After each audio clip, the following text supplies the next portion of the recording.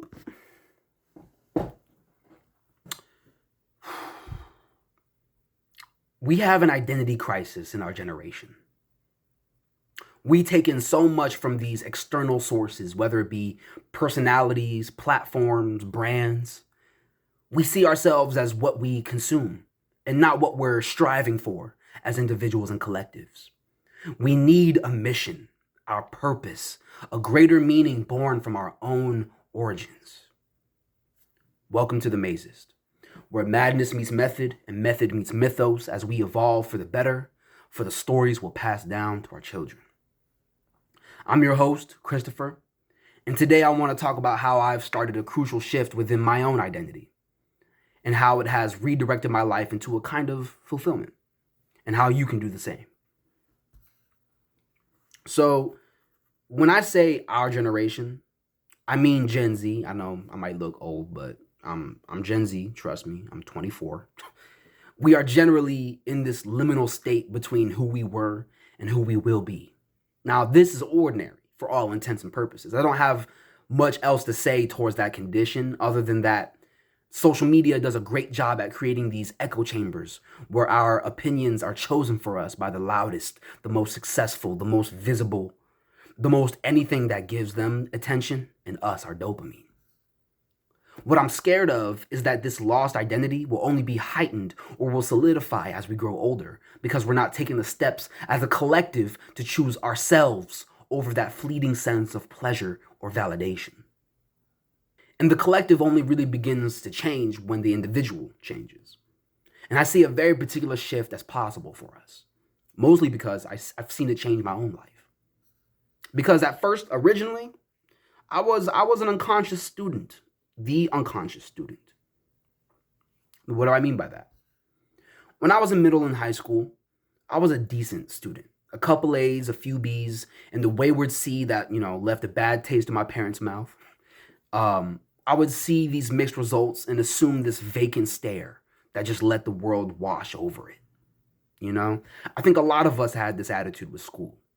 We were students, sure, but we were doing just enough to be a member of the student body, but not enough to be a practitioner of the student mentality. Now, what do I mean by that? Like, really, think about that.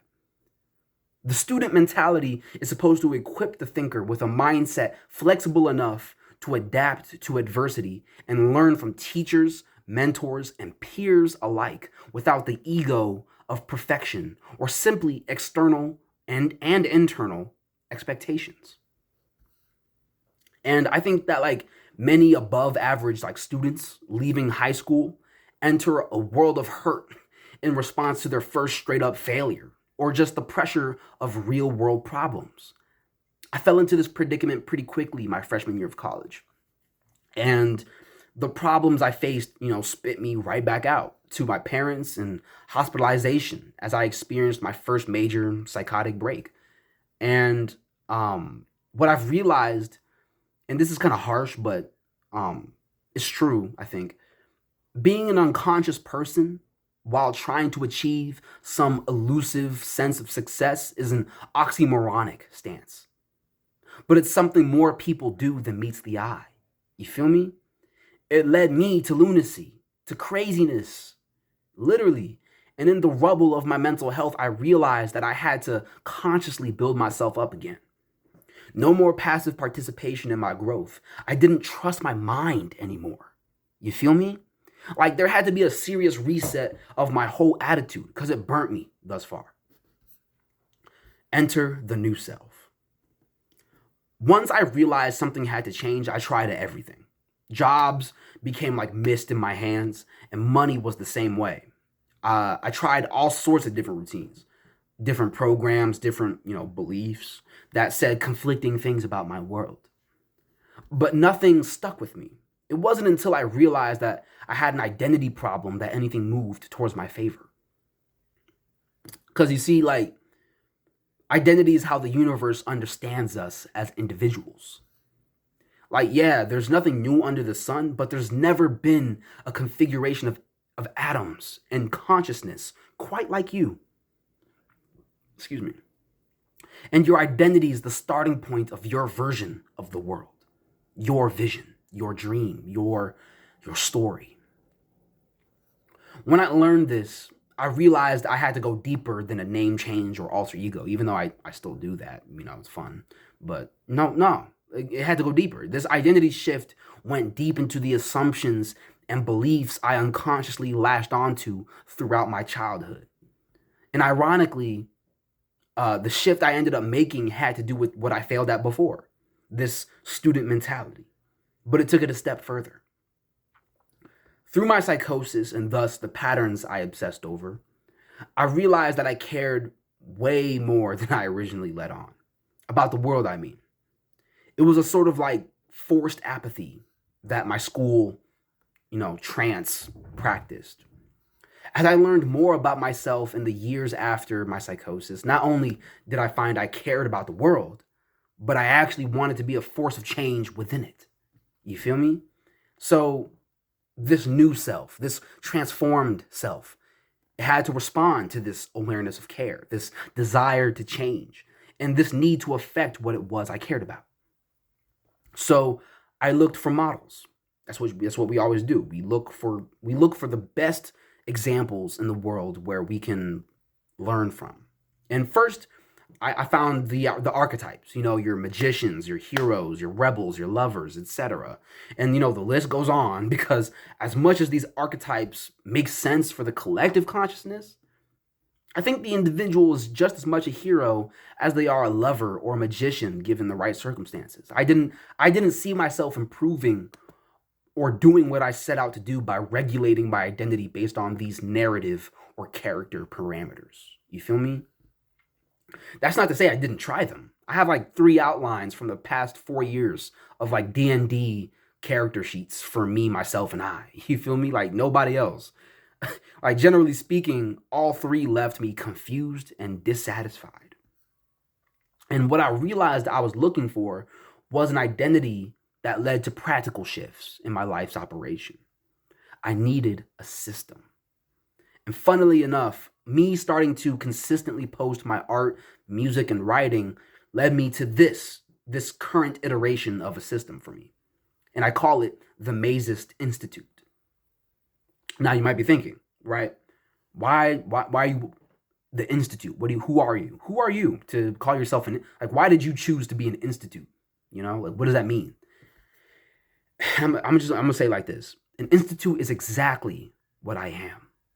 An institute is exactly what I'm trying to be. Institutes are collectives focused on a particular objective. In general, this type of organization is purposed to solve problems or study a subject for our society's betterment. There are countless institutes for mental illness and other medical conditions, and some exist to study sociological behaviors in populations. But what I want to stress here is that they organize towards a chief objective or mission. And that's what was missing in my identity. That's what I think is missing for everybody. Like, my psychosis had me believe my mission was to protect humanity from aliens. You feel me? That's a little personal, but, in my case, that wasn't going to get me out of bed in the morning. And of course, it didn't stick. It wasn't a mission that I could sustain in good faith, in good health. You feel me? And like institutes, they strategically implement programs, systems, and schedules to act as the engine to their operation. And the knowledge they accumulate are applied to bring about the effects they pose as a vision or solution for the future. Now, this operating model, the institute, it can and should be practiced by the individual. And really, I mean the creative. I realized that I was an organization of all my ideas, my aspects of self that didn't serve my mission, and the goals that aimed me towards it.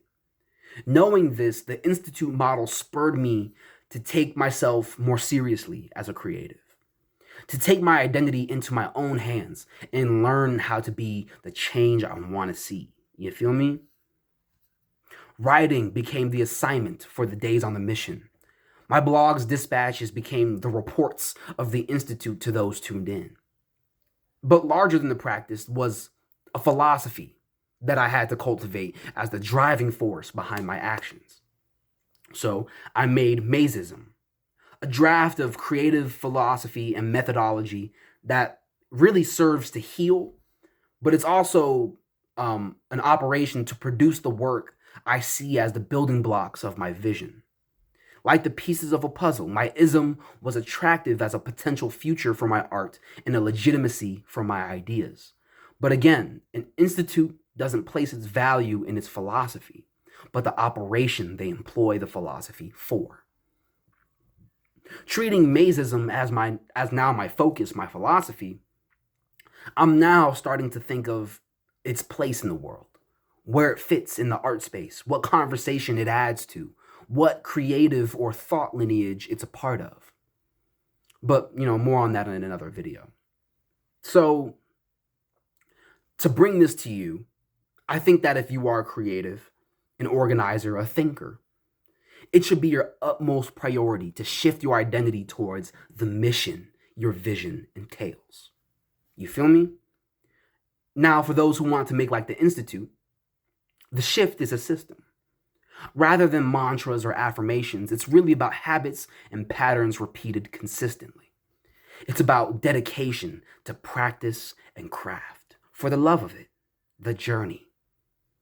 The Institute system consists of 3 simple steps that have no cost other than time and effort: awareness, knowledge craft, and synthesis. Now, awareness means taking stock of the ideas, the visions, and the goals you have concerning your practice, your institute. Without the awareness of your destination and where you currently are on the journey, your present moment will always be slave to someone else's energy. We see this problem in what I call the algorithm attention complex, where our mental real estate is taken up by the feeds we consume almost mindlessly. Awareness catches you before you succumb to that drag. Awareness keys you into what matters to you, what you care about, what mission your institute should adopt. Now, knowledge craft means building your knowledge base with intention and curiosity. Here's where that student mentality comes into play. Study and experience are both valuable methods in knowledge craft, and both should be practiced with diligence. You feel me? Study and immerse in the ideas and topics that give you that spark, light that fire in your mind. I think there's like a stigma in this practice that it's only valid if you're reading like classic literature, philosophy, and like war history. But like seriously, any topic that brings you that spark that you care about can lead to valuable insights in your institute's mission. Now, finally, there's synthesis, which is the operations your institute performs in service to its mission. Now, this means putting your ideas, insights, and methods to tangible practice you can see growth in. Does this mean you have to post online? Not at all. Not at all. I think what's most important here is your ability to organize your knowledge into tangible actions, creations, or operations. Virality doesn't matter here. Let me repeat, virality doesn't matter here. Visibility does not matter here. What matters is the practice, the growth, the reflection. That is how you build confidence and true legitimacy in yourself and in your practice. You feel me? So, in summary, if we want to see change in our world, we have to take charge as organized thinkers, not conscientious posters and consumers. That means thinking like an institute. That means studying what matters to you, whether it be the problems in your world or the topics that pique your deep interest. That means synthesizing your own thoughts on your life and the world at large, beyond what you see and hear online. That means taking time to reflect on your journey and the emotions which help you navigate it. These are all things that just take one step forward to be on the path towards evolution. And the Institute is a model which invites this: more learning, more application, and more constructive action. And this potential is really there for anyone with that burning desire, that driving force, that hidden mission that until now hasn't been tried. I want y'all to try. You feel me? I think that's one of the things that's like really in our way as a generation. We got to find our mission to adopt, our callings to embody. The amount of creative energy we have collectively is insane, like actually. And I think the Institute model is what got my energy into the right channels. And I'm hoping it can do the same for you. And that's all for today. As always, if you liked this video and want more like this one, please like, comment, and subscribe. I have written work on my blog that gets into some deep stuff, some lore behind my rap music. The rap music is actually out on all platforms. I got some self-reflections, some essays, some philosophy. It's all very dope. So check it out through the link in the description. But for now, Maze out. Peace.